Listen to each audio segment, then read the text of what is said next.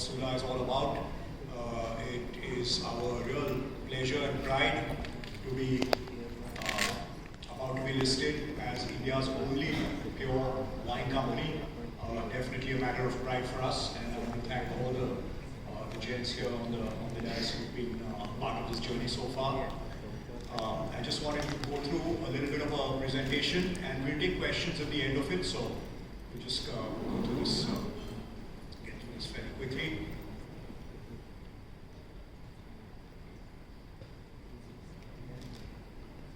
So it's now just over 20 years since I founded Sula in Nasik. At that time, there was barely any wine industry in India, and there was no wine being produced in Nasik. I can say that I have the privilege of having founded a wine region, the newest wine region in the world. Today, Nasik is really India's main wine region, with around 80% of India's wine being produced there. So it's really been something that I look back on this journey with a lot of pride. A quick look at the journey. 1996, I planted the first wine grape vineyards in Nasik. At that time, Nasik was already a table grape center. In fact, India is one of the top 4 table grape growing countries in the world. And I think I was the first person who asked that question. Why is it when we have so many table grapes that we can't have wine grapes and we can't produce good wine in India? And the answer to that was, actually there's no reason why we can't, just somebody has to do it first. So Sula was the first to do it. In 2000 we launched our first wines.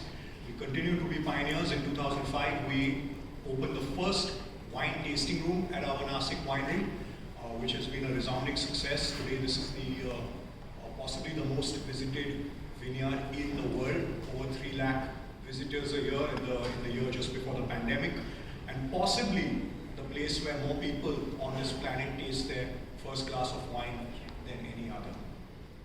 In 2008, we launched Sula Fest, India's first wine-themed music festival. I was just asked by somebody outside, when are we going to bring it back? Not sure about that at this point, because I had to stop because of the pandemic, but for sure, it was a way to bring wine to a much wider audience and mix music along with it. Music and wine have always gone well together, and it was a big success. In 2009, just after the financial crisis, Sula emerged for the first time as the market leader in Indian wine, and I'm happy to say that we have held on to that position and in fact cemented it since then until today. In 2012, we crossed 50% market share for the first time, and we have only built on that over the last few years. In 2016, our Shiraz Cabernet became India's top-selling wine. In fact, today, Sula has India's top-selling red wine, white wine, sparkling, rosé, and dessert wine. So pretty much we dominate every section of the market that way. In 2017, we acquired a winery in Karnataka, which is now our main production facility in Karnataka. Today, Sula does produce in Maharashtra as well as Karnataka for now. In 2019, as per Technopack, we crossed 60% market share in the more expensive wine segment, which is really where we have been focusing our energies over the last few years, and that is something that we expect to be doing in the future as well. In 2020, as Jaya said, we launched India's first wine in a can, Diya, and this is also a very exciting segment which we only see a growth ahead as people look for convenience in wine.